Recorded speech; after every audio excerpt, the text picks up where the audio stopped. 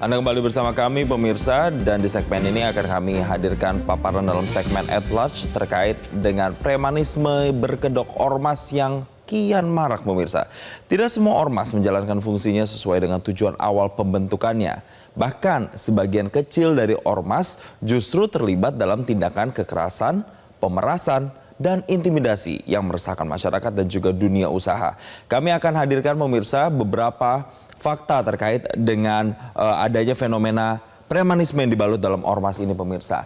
Jadi kalau menurut data yang kami himpun dari data Kementerian Dalam Negeri per 5 Maret 2024, setidaknya ada 554.692 ormas pemirsa yang ada di Indonesia. Dan seperti yang saya sudah katakan di awal tadi, sebagian kecilnya ini justru dalam tanda kutip menyimpang dari fungsinya sebagai ormas karena melakukan berbagai tindak pemerasan dan juga kekerasan.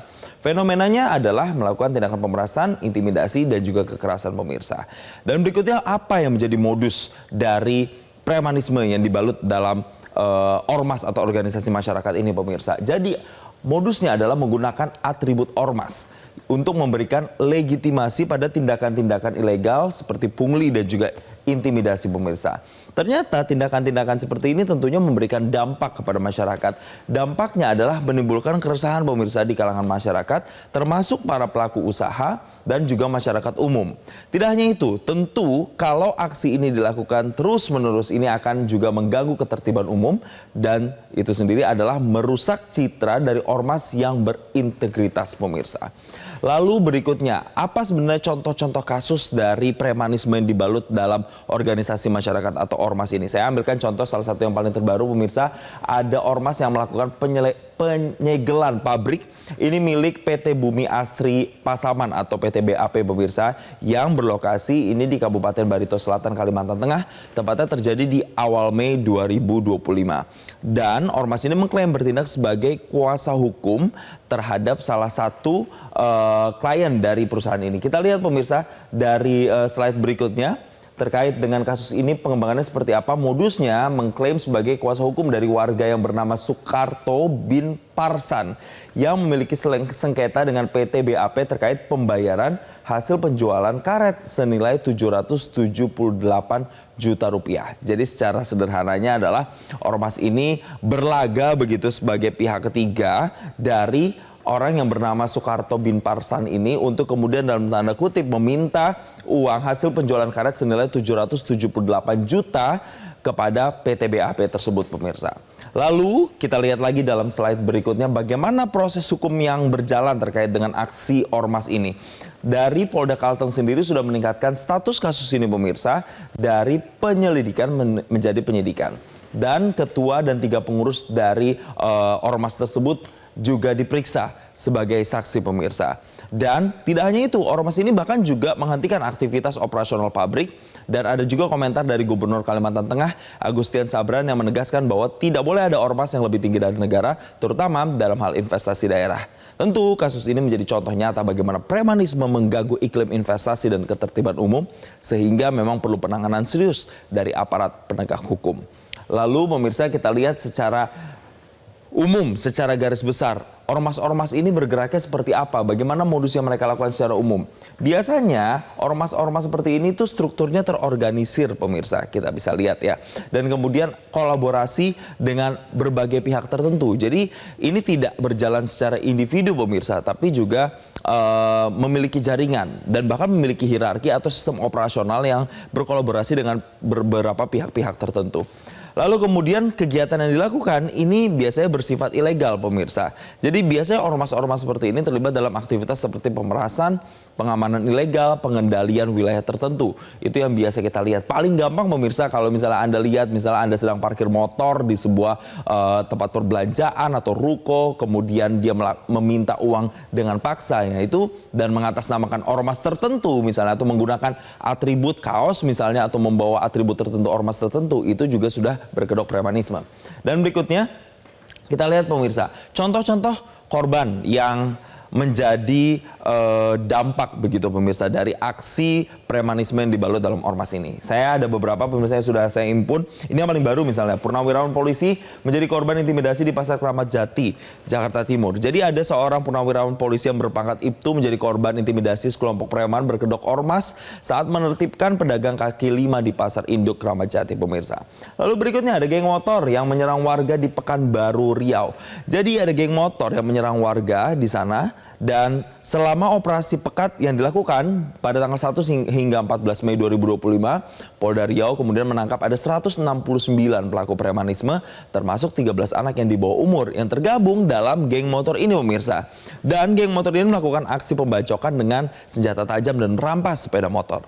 Tidak hanya itu, ada lagi pedagang di Jakbar atau Jakarta Barat dipalak oleh preman terafiliasi ormas. Jadi ada sebanyak 22 pelaku premanisme yang terafiliasi dengan ormas yang ditangkap oleh Polda Metro Jaya karena memalak pedagang di Jakarta Barat. Dan para pelaku ini menggunakan atribut ormas untuk menakut-nakuti pedagang yang ada di sana. Terakhir ada juga pekerja di Malang pemirsa yang diserang karena menolak pungli pemirsa. Jadi Polres di sana, Polres Malang itu mengungkap 28 kasus premanisme dengan 26 kasus diantaranya adalah penganiayaan. Dan salah satu korban adalah pekerja yang diserang secara brutal karena menolak untuk memberikan uang pungutan liar atau uang pungli. Lalu apa sebenarnya yang sudah dilakukan untuk kemudian bisa meminimalisir atau menghentikan aksi premanisme berbalut organisasi masyarakat ini? Jadi sudah ada pemirsa pembentukan Satgas Terpadu, kemudian juga ada operasi-operasi yang sudah dilakukan pihak kepolisian, Presiden Prabowo juga sudah mengecam hal ini. Dan kalau kita kembali lagi ke Satgas Terpadu ini, untuk tujuannya adalah menjaga stabilitas nasional dan memberikan kepastian hukum terhadap aktivitas ormas yang meresahkan serta mengganggu iklim atau kegiatan investasi di Indonesia. Siapa saja mereka atau pihak-pihak yang tergabung dalam Satgas Terpadu ini? Di situ ada Kemenko Polhukam, Kemendagri, Kemenkumham, TNI, Polri, BIN, dan juga SSN. Dan diharapkan ini tidak hanya berjalan secara kelembagaan saja pemirsa, tapi memang benar-benar sampai ke akar rumput, sampai di wilayah-wilayah terkecil di daerah-daerah, supaya aksi-aksi premanisme seperti ini kemudian tidak ada lagi atau bisa berhenti sepenuhnya pemirsa. Karena sekali lagi Presiden saja juga sudah mengecam bahwa tidak boleh ada lagi aksi premanisme seperti ini. Dan untuk membahas bagaimana Satgas Premanisme memberantas preman, kita terhubung bersama dengan Kasubit Pemnas Polda Metro Jaya, AKBP Reonald Simanjuntak yang terhubung bersama kami. Selamat siang Pak Reonald. Selamat siang, Jason. Tadi saya sudah paparkan Pak, banyak ternyata aksi-aksi premanisme seperti ini mungkin di Jakarta juga masih berlangsung sampai dengan sekarang. Apa upaya yang bisa dilakukan Pak untuk kemudian bisa menyisir dan juga menghentikan? Ya, terima kasih Mas Jason. Jadi sesuai dengan apa yang disampaikan oleh Bapak Kapolda Metro Jaya, bahwa dalam operasi Berantas Jaya 2025 ini, strategi pemberantasan premanisme ini kita laksanakan secara terpadu, terarah, dan berkelanjutan. Dan kami mengedepankan pendekatan preventif dan represif di situ, Mas. Di mana kita mengedepankan kegiatan intelijen, patroli ideologis, pembinaan kelompok rawan, serta penegakan hukum terhadap pelaku premanisme yang meresahkan. Dan dalam operasi ini juga kita melibatkan beberapa stakeholder yaitu TNI dan aparat pemerintahan, yang mana kita laksanakan ini dari tingkat Polda dan hingga ke tingkat Polres. Demikian Mas. Baik, Pak Reonald, nanti kami akan juga tanya, ini kan kemudian tadi bahkan ada anak-anak di bawah umur yang bahkan juga terlibat. Nanti kami akan tanya bagaimana untuk kemudian bisa mengontrol ini agar anak-anak di bawah umur juga tidak masuk dalam aksi premanisme ini. Kami akan bahas usai jeda, tetap bersama kami Pak Reonald dan juga pemirsa Metro Siang kembali saat pagi.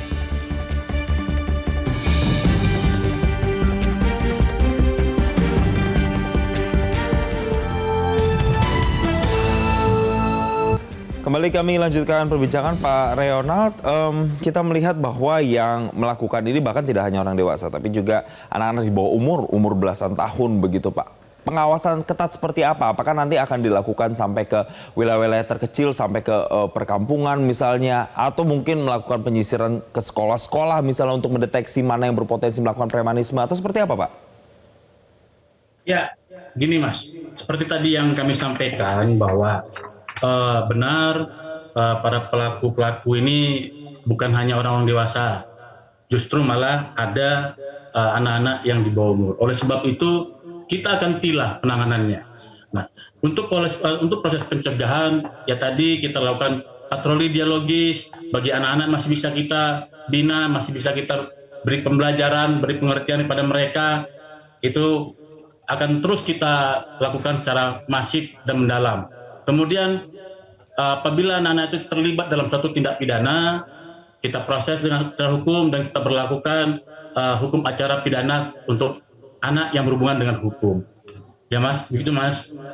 Baik, Pak Reonald, ini kan tidak hanya mengganggu ketertiban umum, tidak hanya meresahkan masyarakat, tapi juga mengganggu investasi kegiatan para pengusaha begitu. Sejauh ini apakah sudah ada laporan-laporan misalnya dari sejumlah pengusaha mungkin yang merasakan juga dampak dari adanya premanisme ini, Pak?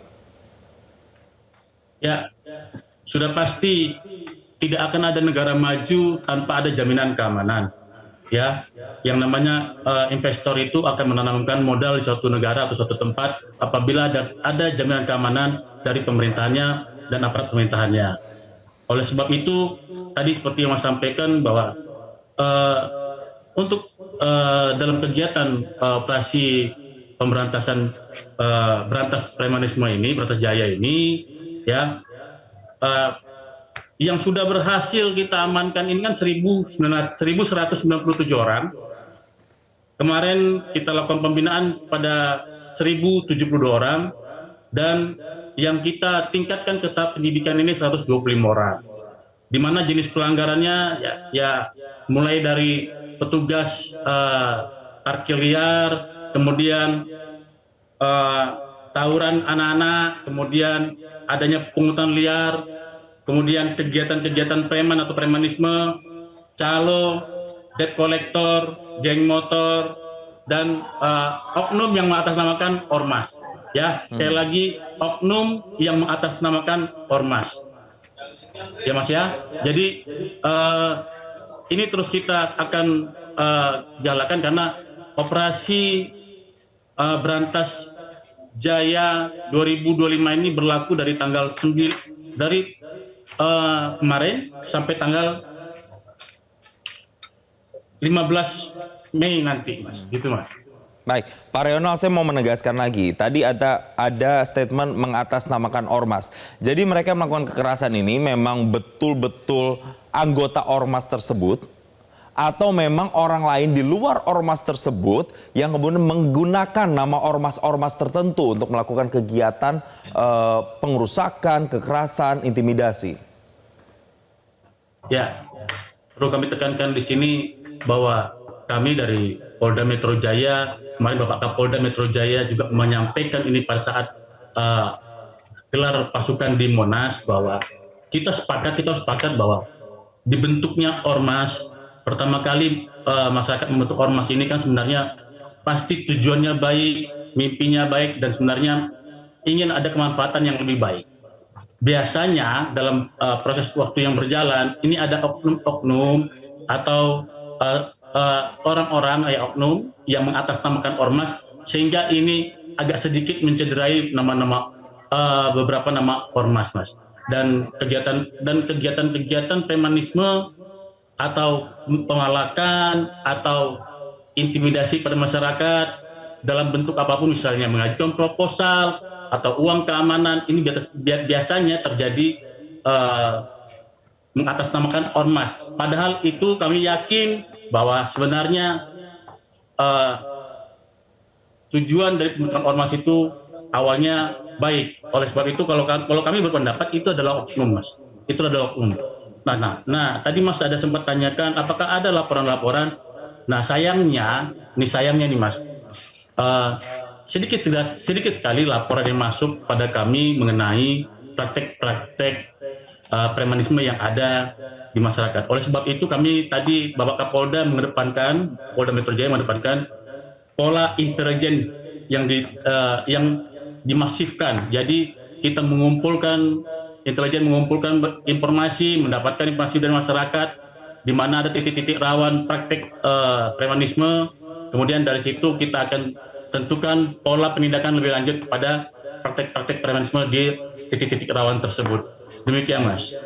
Pak Reonald, untuk lebih memudahkan lagi pelaporan dari masyarakat, apakah ada misalnya call center atau misalnya ada media sosial yang bisa masyarakat mengadu di sana, atau seperti apa yang disediakan Pak untuk lebih saringan pelaporannya bisa lebih luas lagi Pak? Ya, Polda Metro Jaya mengajak seluruh masyarakat termasuk pelaku usaha, pengemudi transportasi umum, ojol, pedagang, dan warga negara lainnya atau warga Jakarta lainnya agar berani melaporkan tindak pidana segala bentuk praktik-praktik premanisme. Nah, ini kan kita sudah siapkan jalurnya di 110 atau langsung datang ke kantor polisian terdekat, bisa ke Polsek, bisa ke Polres, atau berikan informasi kepada Babin Kamtibmas atau Babinsa. Yang mana nanti Babin Kamtibmas akan menginformasikan kepada Kapolsek, Kapolsek nanti apabila kurang perkuatan di Polsek, Kapolsek akan minta backup pada Polres, apabila kurang Polres masih ada Polda dan masih ada Mabes Polri. Gitu loh Mas. Pak Reonald membahas terkait dengan struktur dari orang-orang yang mengaku bagian dari ormas ini sendiri. Memang biasanya mereka ini paling marak ditemukan di mana Pak? Kalau tadi saya di paparan saya ada misalnya di pasar, itu yang lumayan paling sering Pak. Tapi kalau di Jakarta misalnya, itu paling sering di mana Pak? Apakah selain pasar Pak? Ya, yang pasti tempat-tempat di mana ada keramaian dan ada potensi-potensi di mana mereka bisa memungut pungutan secara liar. Contohnya pasar, kemudian tempat parkir atau tempat hiburan atau tempat orang-orang berusaha, misalnya ada proyek mana atau ada pembangunan di daerah mana. Biasanya mereka memanfaatkan kelemahan-kelemahan atau titik-titik di situ Mas, dengan mengatasnamakan mereka dari ini mereka akan siap memberikan pengamanan atau ya intinya mereka menawarkan jasa pengamanan atau mereka sedikit memberikan ancaman kepada masyarakat apabila tidak mempercayakan keamanan itu sama mereka akan terjadi sesuatu pada mereka. Seperti itu biasanya Mas modusnya. Baik, Pak, tapi biasanya seperti paparan saya tadi, ini mereka tidak hanya bertindak satu atau dua orang, biasanya bahkan kelompok dan terafiliasi juga dengan kelompok lain. Kalau dari yang laporan-laporan selama ini masuk ke Polda Metro Jaya, ketika diusut mereka ini apakah banyak misalnya terafiliasi dengan pihak keamanan setempat atau pihak-pihak tertentu yang memuluskan dalam tanda kutip aksi premanisme mereka di sebuah wilayah? Itu sedang kita dalami keterkaitan atau keterlibatan hubungan antara individu oknum ormas dengan ormasnya. Nanti apabila bisa kita buktikan, maka yang seperti disampaikan oleh Bapak Menteri Dalam Negeri itu ormasnya akan dibekukan atau akan dibubarkan. Yang pasti gini Mas, intinya sebenarnya pada kesempatan ini kami juga membutuhkan semua informasi, sekecil apapun informasi dari masyarakat, agar masyarakat bisa membuka ruang untuk berdiskusi kepada kami atau melaporkan pada kami sekecil apapun bentuk premanisme, pungutan liar yang ada di lingkungan masing-masing, atau pungutan-pungutan apapun itu yang mengatasnamakan satu kelompok atau individu yang secara tidak sah, silakan dilaporkan. Dan kami Polda Metro Jaya akan menjamin kerahasiaan sumber informasi yang kami dapatkan dari mana itu. Dan kami akan jamin juga keselamatan dan keamanan bagi pelapor yang berani melaporkan setiap kejadian, setiap tindak pidana yang terjadi, terutama berkaitan dengan praktek-praktek premanisme di wilayah hukum DKI Jakarta, Mas. Baik, tentunya ini butuh kerjasama dari semua pihak termasuk masyarakat untuk bisa segera melaporkan aksi premanisme. Karena tadi seperti Pak Reonald bilang laporan dari masyarakat ini masih cenderung sedikit ya Pak ya. Untuk terkait dengan aksi premanisme itu yang diharapkan bisa mengajak masyarakat untuk bisa lebih proaktif lagi. Terima kasih Kasubit Pemnas Polda Metro Jaya AKBP Reonald Simanjuntak telah memberikan konfirmasinya bersama kami di Metro Siang. Dan selamat kembali melanjutkan aktivitas. Jelajahi cara baru mendapatkan informasi. Download Metro TV Extend sekarang.